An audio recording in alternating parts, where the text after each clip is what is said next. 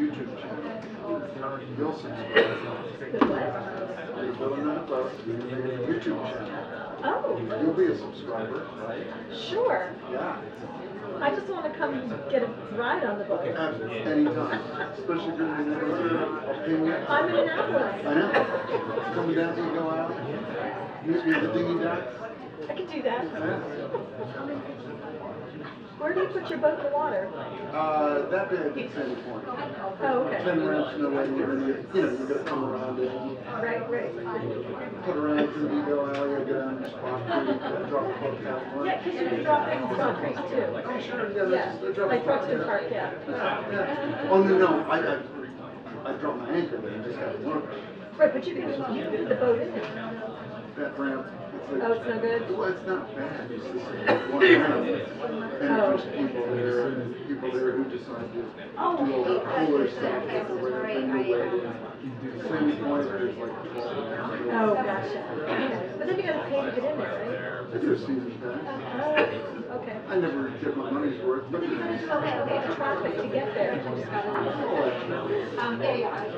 Listen, I'm coming for something. It's not like I'm coming for Right. So typically, if I don't feel like driving across, I've been using the Washington Shore, which is nice, because that's a very chill. It's not like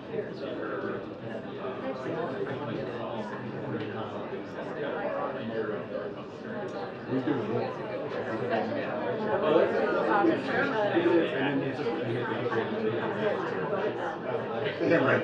And he would put the boat in there, and I would always just think, then I would back the boat out so that other people and stuff were waiting.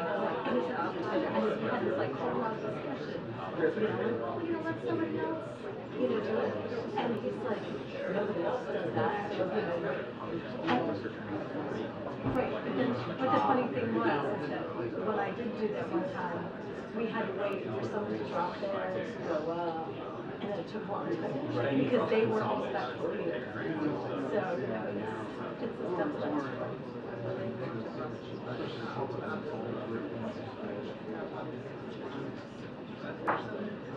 right. Yeah. And then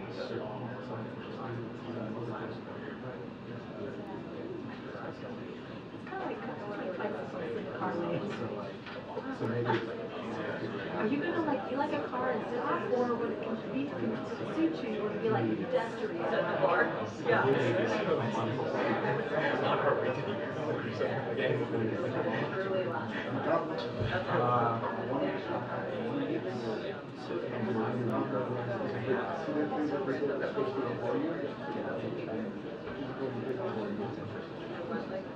Because we can't use that. We should be and there's apparently some ungrounded lines inside. There's a little bit of charge going into the water. Oh, that's nice. Yes, and the my community board, there's been discussions about it. Oh, wait a minute. Well, they don't know where it is. Because there are signs. No swimming? Warning shot. Yes. There's some electrified, some open line somewhere. There's some ways where people are tied up on Spot Creek. It's probably one of the power stations. It's going to cost a load of money to figure out where it's coming from, so they're not doing it. And we used to swim in there. More than now. Yeah.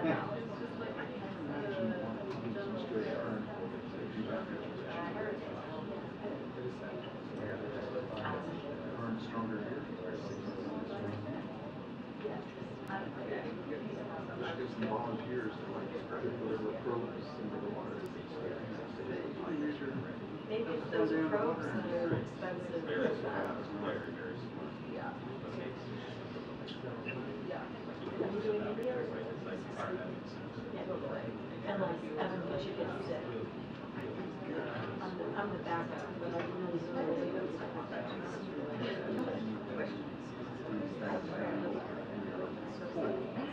Right. Or there is no real better way to get the unilateral one-shot through there. You know, like India, that would be, you could be one of our major Locals, yeah. actually, keep it one of those. Your mom's still fine. Is he allowed to leave? Oh, wow. Me too. That almost makes it harder.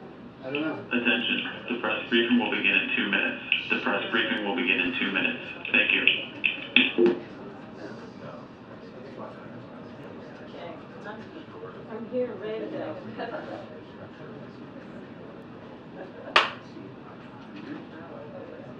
So is that your sound?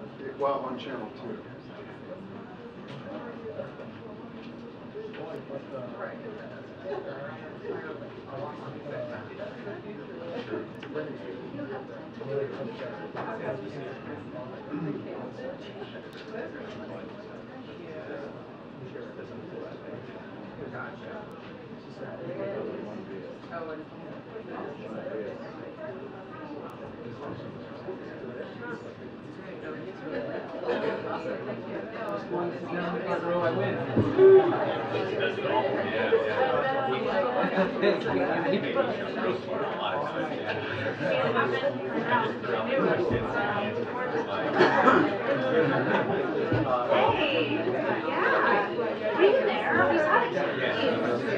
Hey Peter, that's your mic.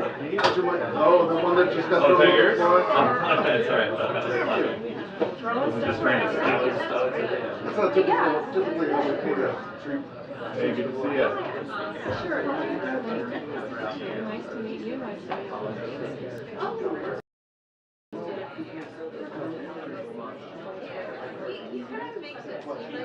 In fact,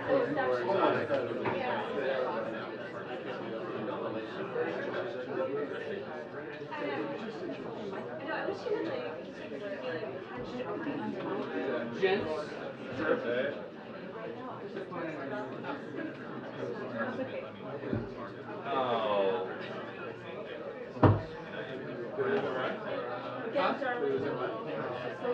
Don't worry, we'll get plenty of that on there.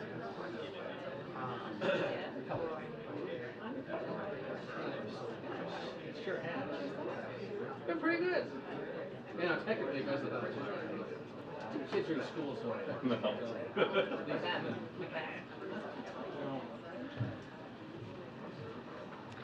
Good afternoon, everyone. I want to apologize for the late start. The administrator was meeting with the president, giving the president an update, and so we wanted to make sure we had her with us before we came out, given the day. So again, good afternoon, everyone. This morning, Hurricane Idalia made landfall in Florida as a major hurricane. Our administration is prepared to support any needs that may arise as Idalia moves through Florida and into Georgia. Personnel and resources from across the federal government and from our voluntary and nonprofit partners are ready to assist. Later today, the American people will hear directly. They will hear directly from the president. He will speak about our efforts to respond to Hurricane Idalia and our ongoing commitment to help the residents of Maui recover after the tragic wildfires earlier this month as well. But before I turn it over to the FEMA administrator for an update on Hurricane Idalia, we want to make sure all of those experiencing the effects of Idalia are on the path to make sure that they are staying safe. If you're experiencing hurricane wind, storm surge, and flooding, don't venture outside. Listen to warnings of local officials and shelter in place. Do not enter floodwaters since there can be chemicals and debris. If you are in the projected path of the hurricane, please remain alert, closely monitoring any changes to its path. Listen to local and state officials for guidance and evacuation notices, and finish your preparedness. The President and our entire administration are committed to supporting all communities impacted by the hurricane. We will be with you every step of the way, as we have been when we have to deal with these types of disastrous situation, hurricanes, extreme weather. This is an administration that will be with this community from before it started, as you all know, from what you heard from the President earlier this week, and also the administrator after it hits, and we will be there until they are able to rebuild. With that, Administrator Criswell, welcome back. All right, good morning, everybody, and thanks, Karine, and I'll just jump right in. I did just have an opportunity to brief the President on our current response efforts for Hurricane Idalia, which, as all of you know, made landfall early this morning. While we were in there, the President contacted Governor DeSantis to let him know that the federal family continues to be there to support him. The governor expressed that all of his needs are met currently. And the President reiterated that if anything is needed from the federal government, we will be able to support, and we have over 1,000 personnel currently deployed, prepared to support not just Florida, but all of our states that are in the path as needed. While I was in there, the President also directed me to travel immediately into the area, and I will be traveling later this afternoon to join Governor DeSantis tomorrow to do assessments and see firsthand what the impacts from this storm are, and I can be able to report back to the President exactly what I see, what we think the needs might be, and where the federal family can continue to assist. Before I touch more on Hurricane Idalia, I also want to address the second reason that I am here at the White House today. Today, I will also join President Biden alongside his cabinet and agency officials who are supporting the response and the recovery efforts on the ground in Hawaii as we continue to help the people of Maui rebuild and recover over the long term. This whole of government approach is what is needed to get the right resources to the people of Maui, the resources and the assistance that they need and that they deserve. Now back a little bit to what we know so far on Hurricane Idalia. While it is still too soon to assess the total damages, we know that the storm made landfall as a Category 3, which means over 120 mile-per-hour winds and up to 10 inches of rain in some areas. Peak storm surge in some places along the coast. It has peaked right now, but it could surpass once they measure over 15 feet of storm surge. We'll get exact numbers as they're able to go in and assess what the total storm surge was. And in fact, Idalia is the strongest storm to hit this part of Florida, to make landfall in this part of Florida in over 100 years. But FEMA and the entire Biden-Harris administration, we were prepared and we were ready to support the needs of this storm. As I mentioned, we have actually over 1,500 federal responders that are on the ground in the affected area. This includes over 300 personnel from FEMA, as well as over 500 urban search and rescue personnel ready to support any of the state's requests. As of 7:30 this morning, and I know these numbers are dynamic and fluid, but as of 7:30 this morning, there are nearly 300,000 customer outages for power in Florida, and we do expect those numbers to continue to rise as the storm passes through and goes into Georgia, and we'll see power outage numbers for Georgia, South Carolina, and perhaps North Carolina. Our partners at the U.S. Army Corps of Engineers are pre-positioned to support power restoration, and they have over 30 generators that are pre-staged. Additionally, the utilities are preparing for storm impacts, including pre-staging crews and equipment outside of the projected storm track, and the state anticipates a total of about 30,000 to 40,000 linemen in Florida to begin to assist in the power restoration efforts. People that are still in the storm's path, however, as you heard from Karine, they should not venture out into the storm and remain sheltering in place if your local officials are telling you to do so. However, if you are in trouble and you need immediate assistance, please call 911. As you do go out, do not wade in the water. Do not drive through flooded roads and streets. Just remember, turn around, don't drown. Unfortunately, we see so many fatalities after the storm passes. We want to make sure that everybody is taking the right precautions to keep themselves safe. And as always, please continue to listen to your local officials as this storm continues to pass over Georgia currently and into South Carolina. Please check on your friends and your family and your loved ones, especially older adults and people living with disabilities, to see if they have any needs. In closing, I just want to remind people that this is still very much an active situation. Remnants of the storm are still affecting Florida as we speak. The storm is over Georgia and moving into South Carolina. People there and in the Carolinas will continue to experience impacts throughout the day today and possibly into the weekend. Again, FEMA is well postured with our federal partners to support Floridians during this time of need and stands ready to support other affected states as needed. With that, I can take any questions. Thank you. Administrator, what are you most concerned about over the next day or two, since you just said it's too early right now to assess the extent of damage in Florida? Yeah, my biggest concern is those people who chose not to evacuate, and I know that our local first responders, the heroes that are out there in those local communities, are doing an amazing job already of going into the areas where people did not evacuate and helping to get them to safety. I think that is our priority through the day today, is to make sure that everybody is safe after this storm has passed. As we go into the next few days, we're going to want to assess what the total amount of damage is and see what immediate needs need to be put forth in order to help support and start the recovery process. Administrator Criswell, thank you so much. Could you just take us a little bit into that briefing that you had with the President today? What is he most concerned about? What was he most focused on? Any other direction that he gave to you other than to fly down to Florida? And then secondly, you said that Governor DeSantis is satisfied with the federal response, doesn't need anything additional. Was there anything else discussed on that call? Yeah, the President's main concern is making sure that we are bringing everything that we have in to support these states as they're having immediate response and life-saving needs or beginning to start their assessment and their recovery process. I think it's incredibly important that our governors know that we are ready and postured to bring in all federal resources to support any of their life-saving and their life-sustaining needs in the very near future. The conversation with Governor DeSantis was that, reiterating the fact that we already have over 1,500 personnel there in the area to be able to support.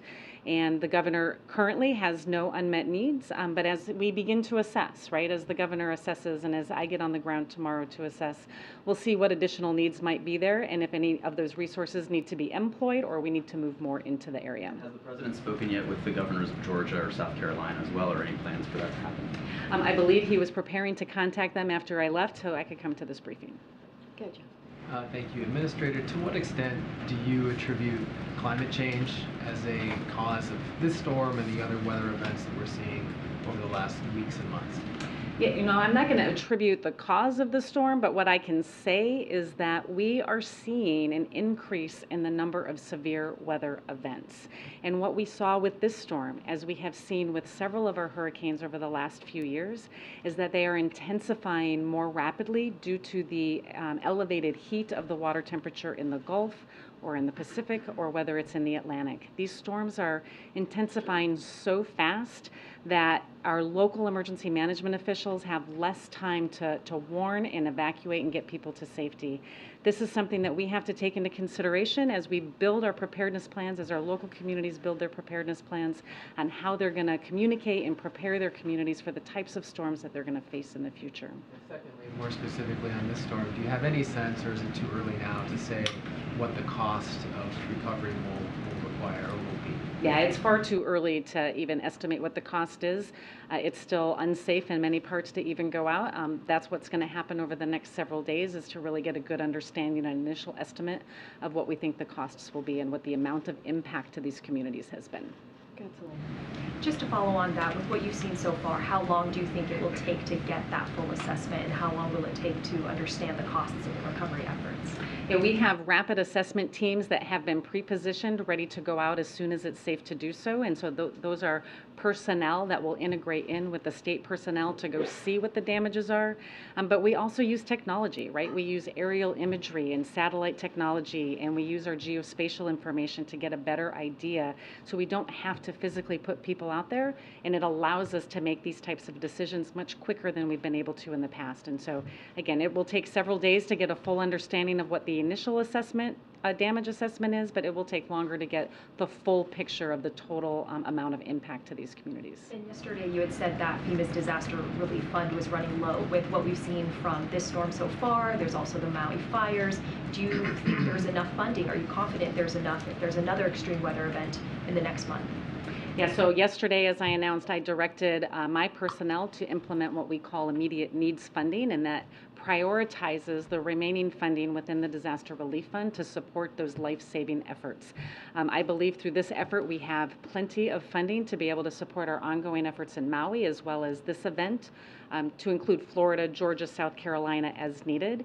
But we are monitoring it very closely, right? Every day we are looking at what the cost of these storms are as we approach the end of this fiscal year, and if we have another storm, we're going to have to closely monitor what impact that's going to have and any other actions we might have to take. Administrator, thank you for being here. As we do approach the end of the fiscal year, as you just noted, just getting a little bit down the road, these take weeks, months to recover. FEMA's involvement will go on for quite a long time. Back in 2013, when there was a government shutdown, FEMA had to furlough its non-essential staff right now. What potential impact would a government shutdown, as lawmakers have considered care for those in both Maui and in Florida? I mean, we always want to take account to what our personnel are doing and how we're using our personnel to support these events. A government shutdown does not impact our personnel that are funded through the Disaster Relief Fund, and so they're able to continue operating and supporting all of the immediate efforts and life-saving efforts that continue to go on. And we also, for our other staff, can designate our emergency essential personnel to support any life-saving efforts. And so we have plans in place, as we have gone through this before, on how we would staff our agency to continue to support those efforts. If I can follow up about the critical needs assistance that was provided to those in Maui, $700 in payments to individuals there, given the cost of living in Hawaii, specifically in the Lahaina community. Is anything being done right now? Are there considerations or efforts being made to try to raise that cap, that $700 figure for those who are there? Yeah, the $700 figure of critical needs assistance is really just that amount of funding for some of the very immediate needs that individuals have. Every year, the main part of our assistance, which is our individual and household program, adjusts annually based on inflation. This year it's $41,000 of a cap that individuals can get. That will get raised after the fiscal year. I don't know what that number is yet, but we do adjust that main portion of the funding that goes to individuals annually based on inflation. So $700 is it for now, and then they can pursue those other monies going forward. But if people have run through that money right now, they're on their own until they get access to the further assistance coming. Yeah, and we already have, I think it was 12,000 individuals that registered for assistance in Maui, and somewhere over $15 million that's out on the street. That number could be higher right now from that other program. Thank you. I know that you and the governor and local officials, state officials have all told people that they get out of the way of this storm. So my first question is, are you satisfied that people heeded those calls, both from you and local and state officials? And then secondly, you mentioned the search and recovery teams that are sort of deployed and ready to go. What's your assessment so far on what those needs look like if people are sort of stranded right now? Yeah, so on the first question, I think many people did heed the warning, but unfortunately many did not. Right, we're already getting reports of people that chose to stay, and they're getting calls into the local first responders to come in and assist them. And if anybody needs assistance, they should call 911, and those local first responders will come in and help. As far as the entire footprint of those resources that are available, it's a combined effort, recognizing the capability that the state already has with all of their resources, and we have additional resources that are integrated in with that operation. So if we need to immediately augment, we have resources that are ready to deploy as soon as requested, without hesitation and without interruption. But is it clear yet how many people may be stranded? Oh, I don't have a number on how many, no.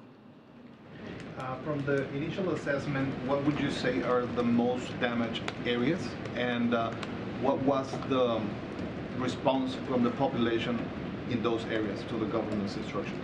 I would say that initial reports are in that Big Bend area that have had the greatest impact. They have experienced the greatest amount of storm surge. They experienced the greatest wind speeds.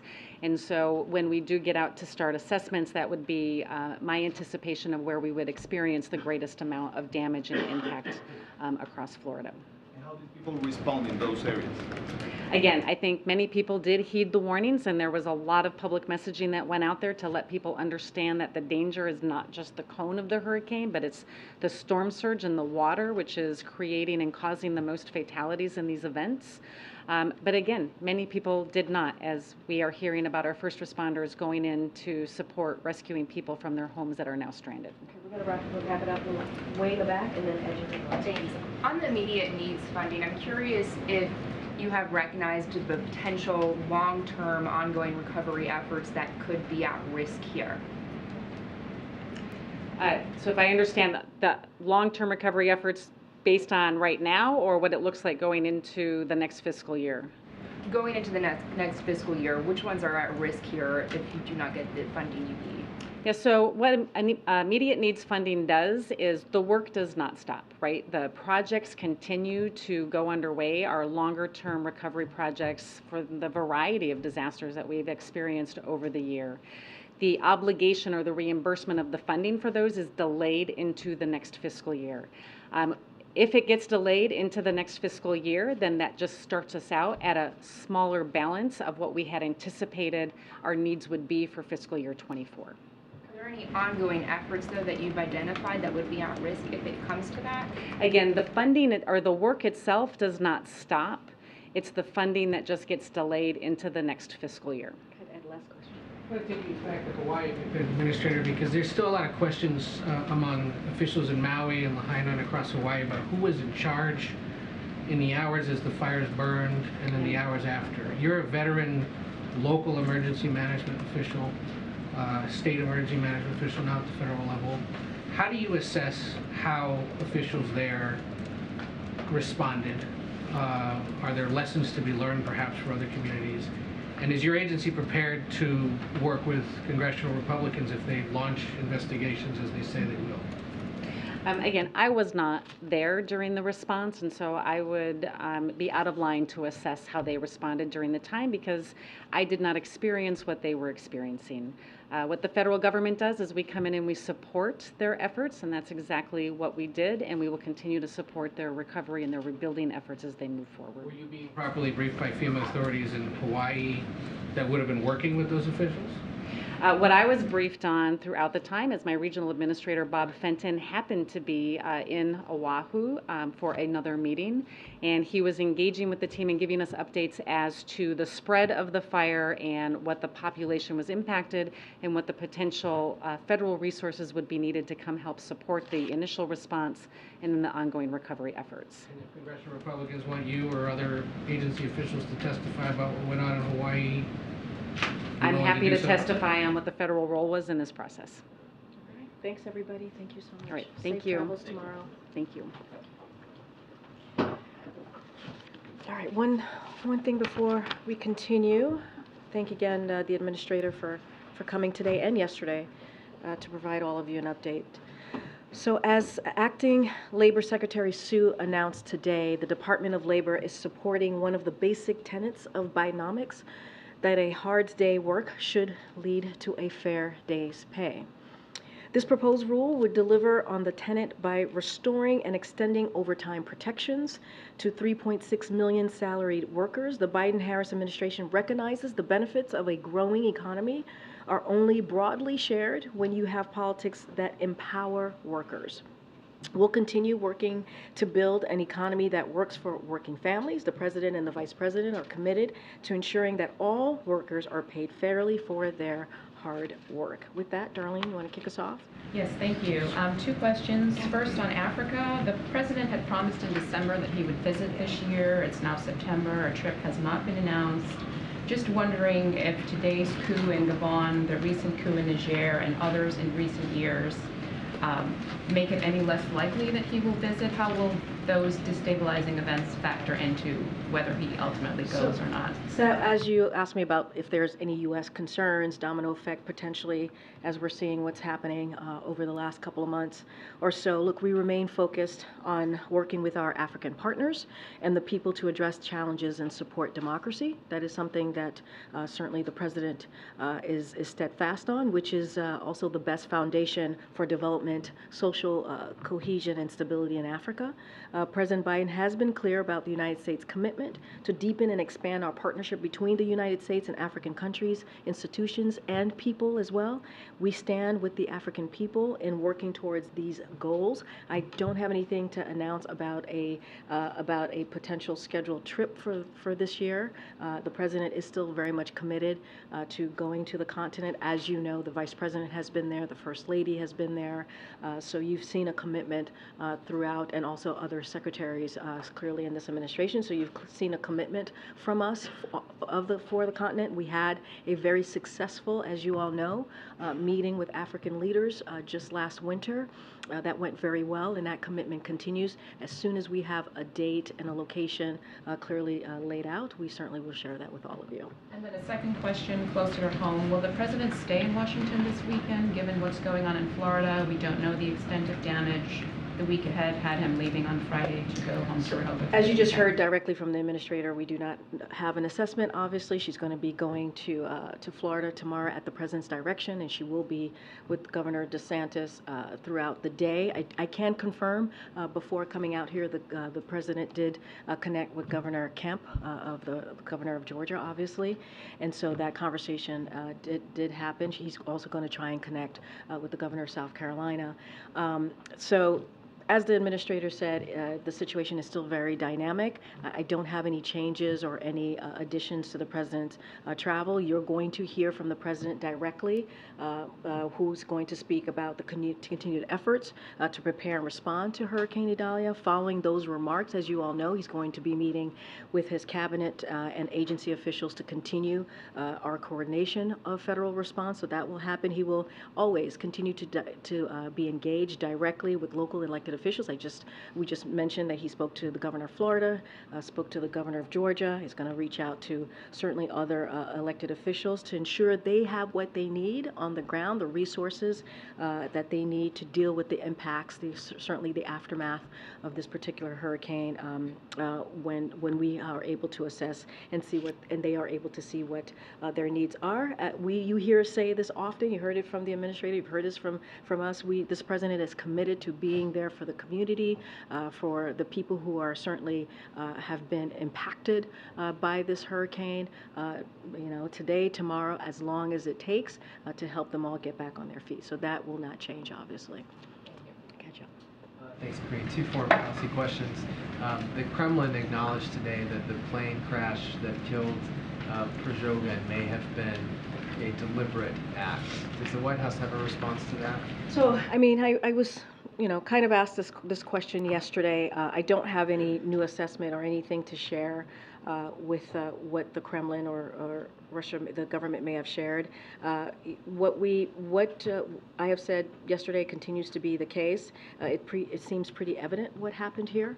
As the President said recently, and I'll quote him, there's not much that happens in Russia that Putin is not behind, and that was not just predictable, but it was predicted. Very same words I used yesterday.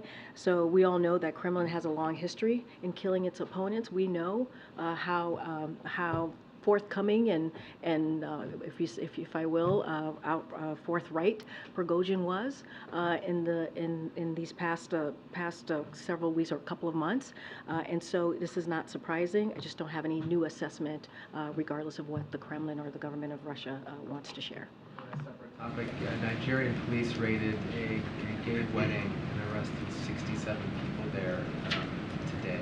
Wondering if the White House is tracking that as a reaction. So this is the first I'm hearing of that. I haven't spoken to our teams here about that particular incident. Look, we've been very clear. The President, when it comes to LGBTQ community, he has been an ally and supports that community. He will continue to do so. He will always speak out when it comes to any type of humanitarian, mistreatment, even across the globe. And he has always been very forthright in talking to leaders about that as it relates to this particular event. I just don't have a comment for you at this time. Catch. Thanks, Karine. There's a report in Bloomberg that that the Assistant Secretary of Health has recommended rescheduling marijuana as a Schedule III drug. I'm wondering if the President would support that move, and secondly, just where does the President currently stand on the issue of decriminalizing marijuana? So look, the President actually asked the Secretary of HHS and also the Attorney General to initiate the administrative process to review how marijuana is scheduled. As you know, the administration process is an independent process led by HHS, led by the Department of Justice, and guided by evidence. So not going to comment on that. We're going to let that process move forward. And again, it's going to be an independent process that's led by HHS and DOJ. So any specifics on that, I would refer you to HHS. And more broadly on the question of decriminalizing, which would be going further than this? I mean, look, he's asking HHS and DOJ to take a look at it, to do an initial administrative kind of process or review, if you will. It's going to be an independent process. They're going to certainly use the evidence. It's going to be guided by evidence. And so I'm going to leave it to HHS and DOJ to move that process. And so we're just not going to comment specifically on that. The president's about just over a week away from heading off to India for the G20. He's scheduled to be in Rehoboth this weekend. Given all of those scheduling concerns, how likely is it that the president would make it down to Florida before heading abroad? Is that a goal of his that he would like to try and get down there before he goes out of the country? So look, don't have any schedule additions or travel to add at this time or to share at this time. Clearly, as you just heard, the administrator is going to go there tomorrow, is going to be with the governor, and that is at the president's direction. When it comes to any type of travel, as it relates to certainly these types of unfortunate disasters, the president doesn't want to take away clearly from what's going on the ground. As you know, the president has a big footprint when he travels, so we want to make sure that the community, the elected officials, the local leaders, certainly the people have and get what they need in this time after we have the assessment and we see the aftermath of Hurricane Idalia. So don't have anything to share. Clearly, it's something that the president always looks forward and always wants to be there for the people who are affected by these types of disasters, and certainly you've seen him in many different states be there and talk directly to Americans who are there and living through this moment. But we just want to be incredibly mindful. This is a dynamic situation, and we want to make sure they have everything that they need at this time. Okay. Obviously, lots of issues facing the presidency this week, but two others that sort of gauge the sense of presidential awareness or involvement. You were asked yesterday about the situation in Guatemala. I noticed the Secretary of State reiterated support for the results there. Is that something that's reached two doors down from the United States? Is he aware of it, and would he be willing to meet with Mr. Arevalo were he to come to Washington before becoming president? So look, the president obviously is kept up to date by his National Security Council and his foreign policy advisors on all of any dynamic or any situations globally. Clearly, that is something that the president is kept abreast. I just don't have anything to share on any future upcoming meeting at this time. As you know, we congratulated the new leader and clearly, his election was confirmed by the certified vote results, and so just don't have anything to share or anything to announce about a potential meeting. You were also asked yesterday about potential White House involvement or at least awareness of the UAW labor situation. How about the Writers Guild, Screen Actors Guild negotiations? We're at about day 120 plus with the writers, 47 plus with SAG-AFTRA. These are members and these are companies that have close, at least political ties to this president. Just curious if he's been briefed at all or talked to anybody involved in those, or who in the administration might be talking about. I mean, look, regardless of political ties, right? This is a president that has been called by many labor folks, right? That he is the most pro-union president ever. And so this is a president that believes in collective bargaining. This is a president that believes certainly of the right of workers to strike. We've been very clear about that. And as it relates to the writers and also the actors, we believe they have the right to be able to ask for fair wages and fair benefits. That's why collective bargaining is so important, and we have seen it worked. Over even the past several years while this president has been president during his tenure. So that's what the president's going to continue to call for folks to come to the table in good faith, have those conversations, do that collective bargaining that the president supports. And so I don't have anything else beyond to share. But again, this is the most pro-union president, and he is incredibly proud of that record. In the hours and days ahead, how frequently does President Biden intend to get briefed on the storm? Regularly, daily. Multiple times a day. You're going to hear from him in a few minutes. You heard the administrator was here today briefing him. She was here yesterday in person briefing him. This is something that the president is keeping a very close eye on. As all of you are following this very closely, this is important. It doesn't matter if we are this is not about politics. We should take politics out of any type of disaster that we see that the American people are having to suffer or deal with. And so this is not about politics. This is for the president. This is about being a president for all Americans. And so he is going to be closely watching this, getting updated regularly to make sure that the people in Georgia, in South Carolina, in Florida are getting exactly what they need. And so that's going to be the president's focus. Thanks, Karine. I wanted to ask about a possible government shutdown. Some conservatives have been on the Hill, have been talking about it not being a big deal, that no one will really notice. Can you talk a little bit specifically about what would continue to work during a shutdown and what would stop? So look, I appreciate the question. I'm not going to get into hypotheticals. Here's what we know, and here's what I have said when I've been asked this question. It is that there's absolutely no reason at all for Congress to shut down the government. There isn't. And this is a question for Congress to answer. This should not be happening, and they should fund these vital government programs that the American people rely on. And these are critical needs we've requested. When you think about what we've requested and asked for when it comes to emergency funding, right?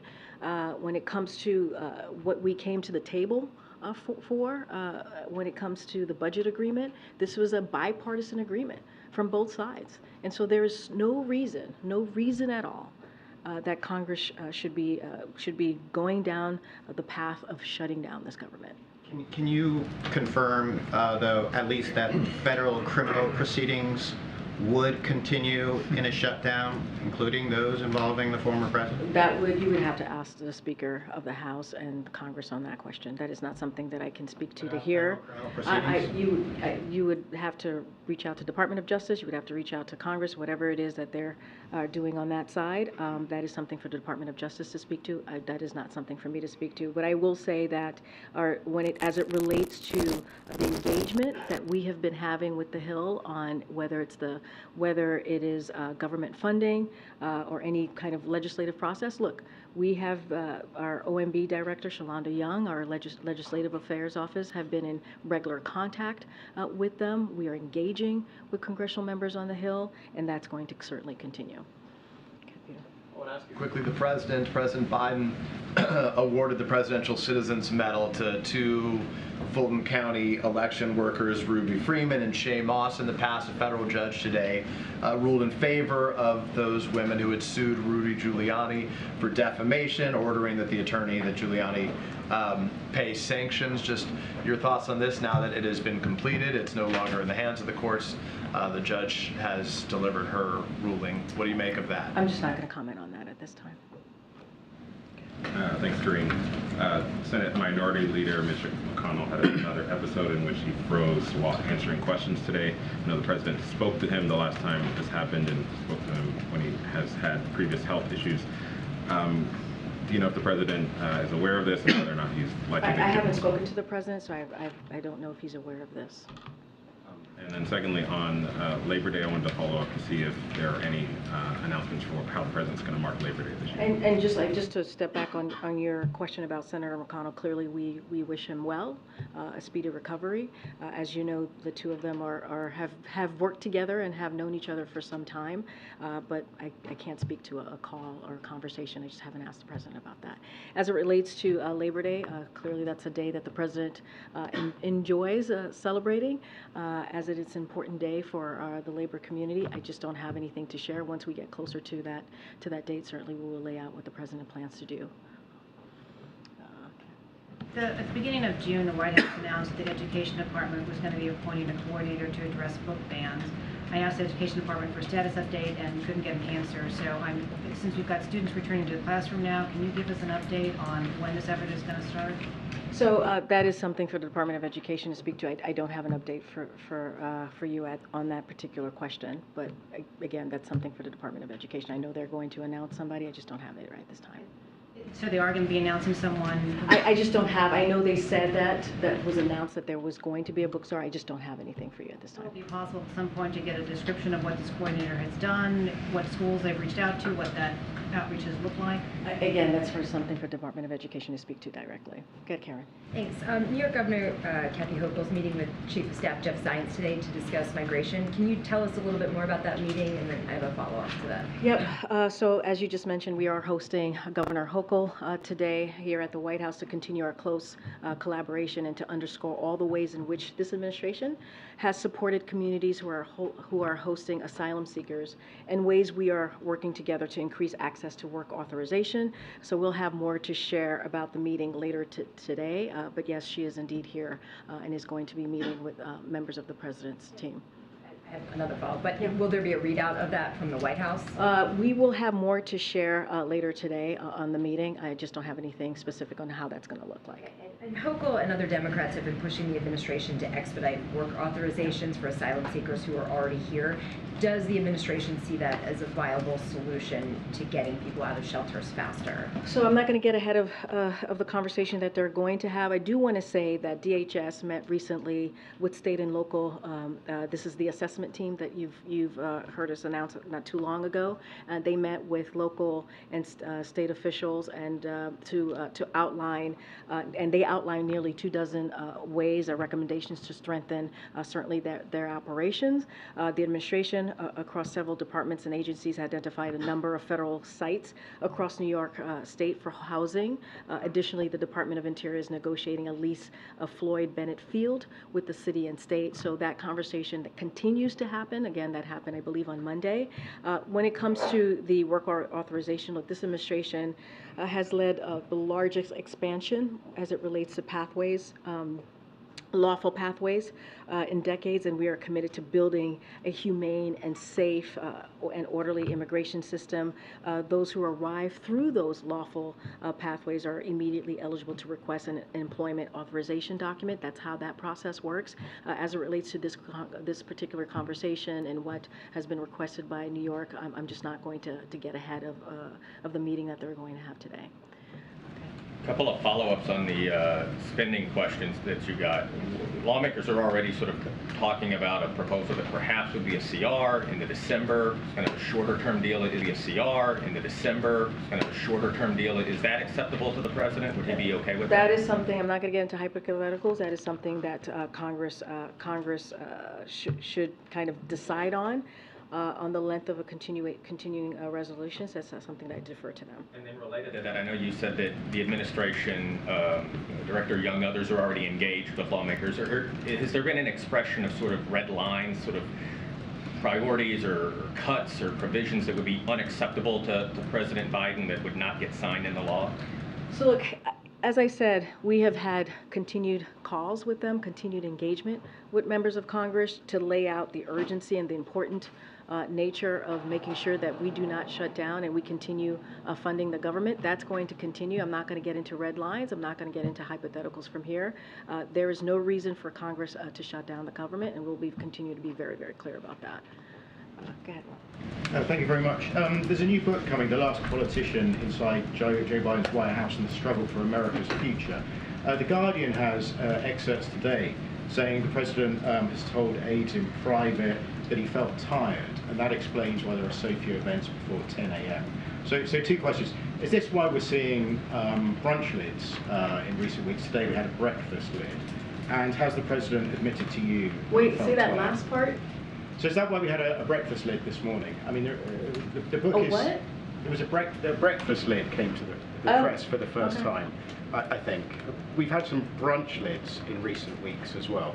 So my question is that a reflection... So you think we've had those lit because of this excerpt?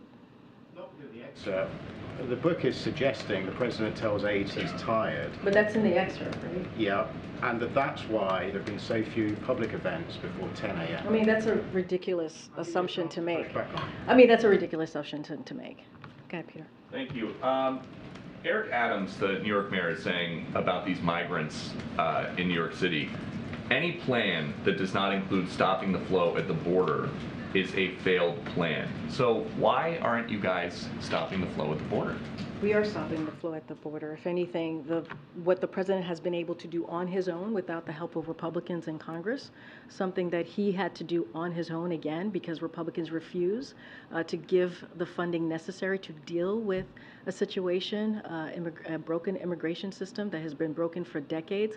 What they choose to do is play politics, but the president has put a plan that is indeed, the data showing is that it is indeed slowing down the flow of unlawful migration, and that is because of the work that this president continues to do without the help of Republicans. Okay, and it seems like the hurricane response so far is robust.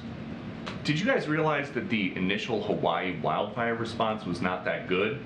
Or is it just easier for people to get help from the White House when the president is not on vacation? So the premise of your question and the way you pose your question, I disagree, just for the record.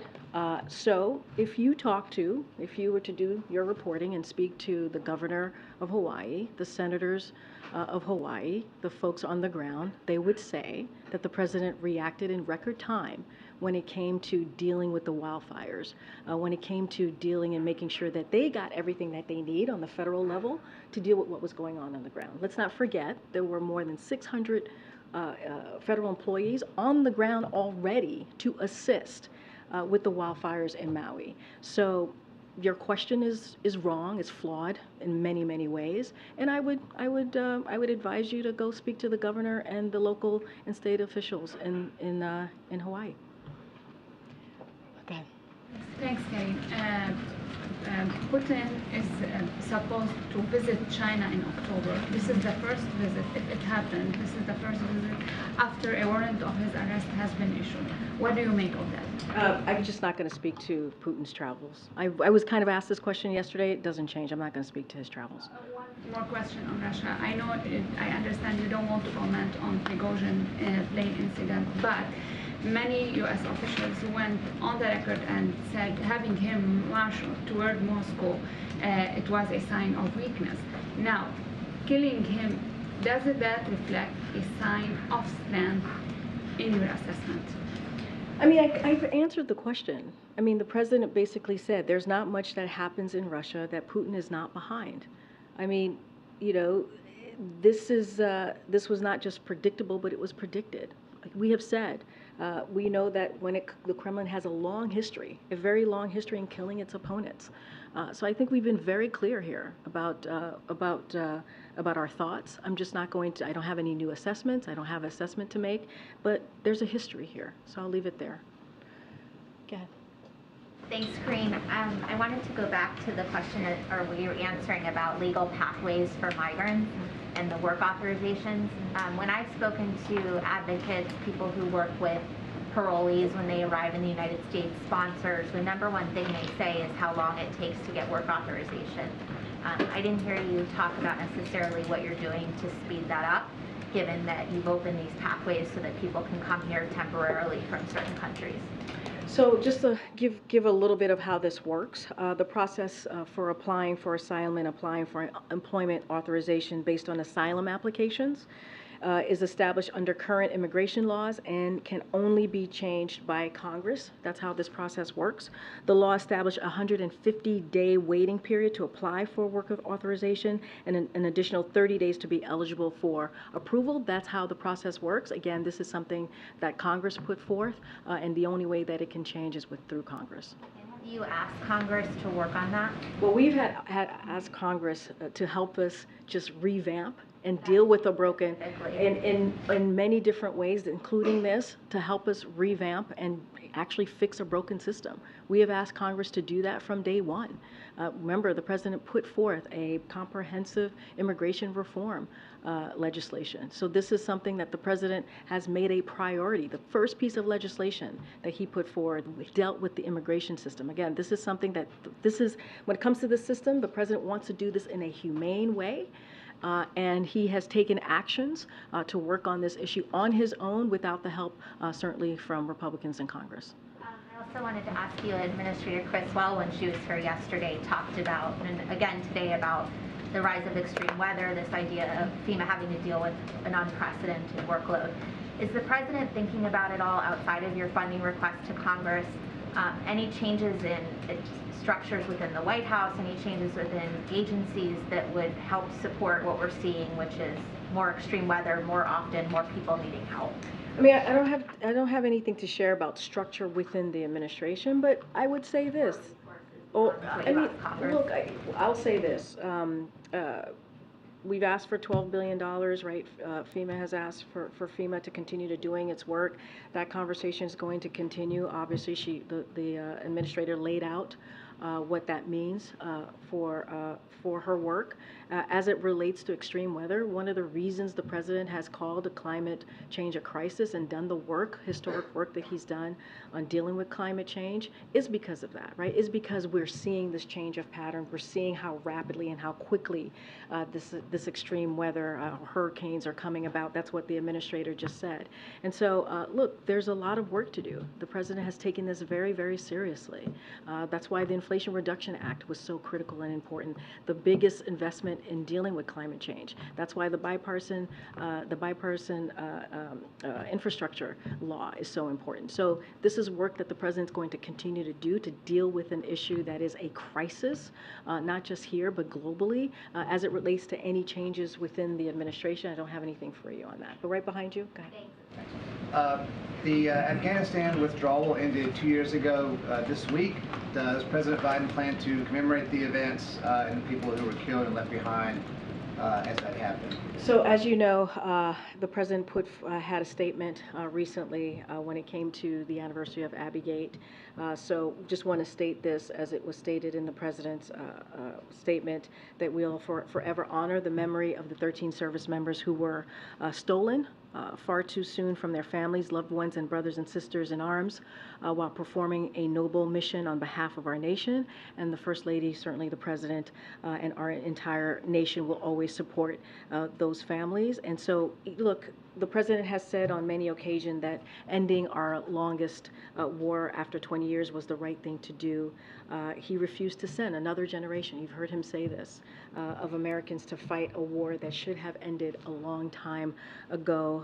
America is no longer is no longer there. Obviously, it is on a stronger footing, more capable to meet our security needs around the world, because we are not fighting a ground war in Afghanistan, and we continue to put pressure on Al Qaeda and ISIS-K while also focusing on terrorist threats elsewhere. And so that's going to be the president's focus, to make sure that our homeland is protected, that Americans are protected, and that's what the president's focus is going to continue to be. I have one more question. Go ahead.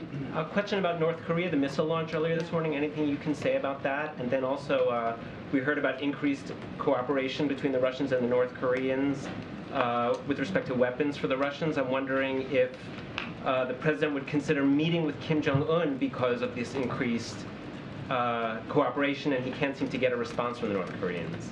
So a couple of things, and I know my colleagues spoke to this is Russia and North Korea just recently during a gaggle. So just to reiterate what he said, is in part due to the success of U.S. sanctions and export controls.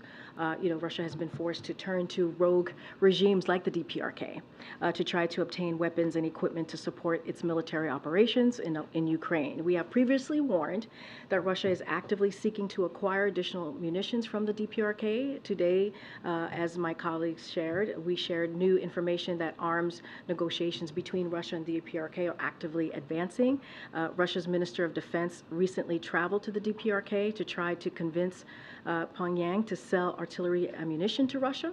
And our information indicates that following that visit, another group of Russian officials traveled there for follow-up on discussions about potential arms deals. Any arms deal between the DPRK and Russia would directly violate a number of UN Security Council resolutions. We urge the DPRK to cease its arms negotiations with Russia, and we are taking action directly to exposing and sanctioning individuals and entities working to facilitate arms deals between Russia and the DPRK. So we will continue to identify, expose, and counter Russia attempts to acquire military equipment from the DPRK or any other states that is prepared to support its war in Ukraine. As it relates to the missile, we condemn. We've been very clear about this, condemn the DPRK's latest ballistic missile launch. This launch is in violation of multiple United Nations Security Council resolutions and possesses a threat to the DPRK's neighbors and international community. We remain committed to a diplomatic approach to the DPRK and call on DPRK to engage in dialogue, as we have for some time now. Our commitment to the defense of the Republic of Korea, Japan remains ironclad. Any specifics on that, I would refer you to Indo-PACOM and for any additional comment, and I just don't have anything else to add on that. To your calls for engagement, would the President consider a meeting? I just don't have a meeting to speak to at this time, but look, we just don't have anything to share on that at this time. What I can say is that our lines of communication is open. We've been very clear on that. I just don't have anything to share on a potential meeting. With that, I'll see you guys tomorrow. Thanks, everybody. Thanks, Karine.